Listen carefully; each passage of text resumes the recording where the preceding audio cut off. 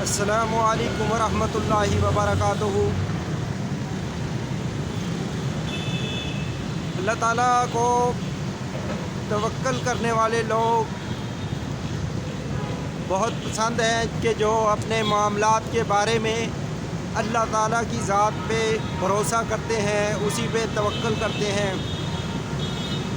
تو اللہ تعالیٰ نے قرآن مجید میں فرمایا ہے، اعوذ باللہ من الشیطان الرجیم، ان اللہ یحب المتوکلین۔ فرمایا کہ بے شک اللہ تعالیٰ توکل کرنے والوں سے محبت کرتے ہیں، لیکن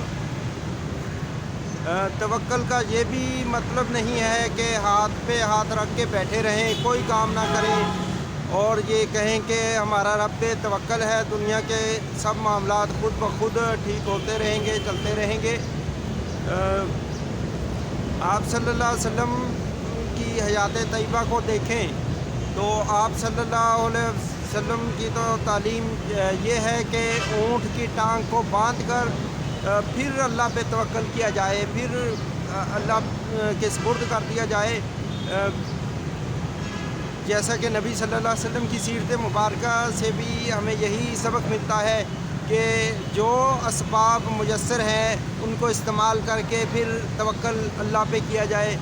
جیسا کہ مختلف مواقعوں پہ آپ صلی اللہ علیہ وسلم نے خندق کے موقع پہ خندق کھودی اور پھر اس کے بعد اپنے انتظامات مکمل کر کے اللہ پہ چھوڑ دیا۔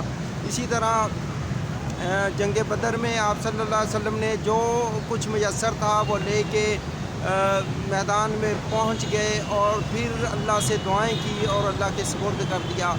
تو یہ اس طرح نہیں ہے کہ بالکل ہاتھ پہ ہاتھ رکھ کے گھر بیٹھے کہیں کہ ہمارا اللہ پہ بھروسہ ہے اور وہی سب معاملات چلائیں گے۔ جیسے کہ نوح علیہ السلام نے بھی اللہ کے حکم سے پہلے کشتی بنائی، یہ نہیں کہا کہ ہمارا اللہ پہ بھروسہ ہے، طوفان آئے گا ہم نہیں ڈوبیں گے۔ کشتی تو بنائی لیکن بھروسہ اللہ پہ رکھا، اور پھر اپنے بیٹے سے بھی یہی کہا کہ میرے بیٹے میرے ساتھ کشتی میں سوار ہو جا۔ تو ان کے بیٹے نے کہا کہ میں یہ سامنے والے اتنے اونچے پہاڑ پہ چڑھ جاؤں گا، آپ کے رب کا عذاب اس پہاڑ پہ تو نہیں آنے لگا، پانی یہاں سے تو نہیں پہنچنے لگا۔ تو ابھی ان کا مکالمہ ہو ہی رہا تھا کہ سامنے ہی لہر آئی اور ان کے بیٹے کو ان کے سامنے ہی اللہ تعالیٰ نے پانی میں غرق کر دیا۔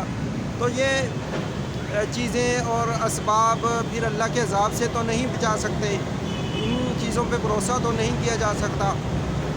جیسا کہ وہ ٹائٹینک جہاز بنانے والوں نے بھی اسی طرح کی باتیں کی تھی کہ ہم نے یہ جہاز کو اتنا، یہ شپ اتنا کمفرٹیبل اور مضبوط بنا دیا ہے کہ معاذ اللہ اس کو مسلمانوں کا رب بھی نہیں ڈبو سکتا، لیکن وہ پھر پہلی مرتبہ ہی سمندر میں اترا تھا اور اللہ نے پہلی مرتبہ ہی اسے غرق کر دیا۔ تو یہ ہے کہ اسباب تو استعمال کریں لیکن بھروسہ اور اللہ کی ذات پہ رکھیں۔ تو اللہ تعالیٰ ہمیں دین کے احکامات پہ عمل کرنے اور اپنے معاملات میں اللہ تعالیٰ اپنے پہ ہی بھروسہ کرنے اور سب کام اللہ تعالیٰ ہمارے بہتر فرما دے۔ اللہ تعالیٰ ہمیں دین پہ عمل کرنے کی توفیق دے، ہماری دنیا بھی اچھی کر دے اور آخرت بھی اچھی کر دے۔ السلام علیکم ورحمۃ اللہ وبرکاتہ۔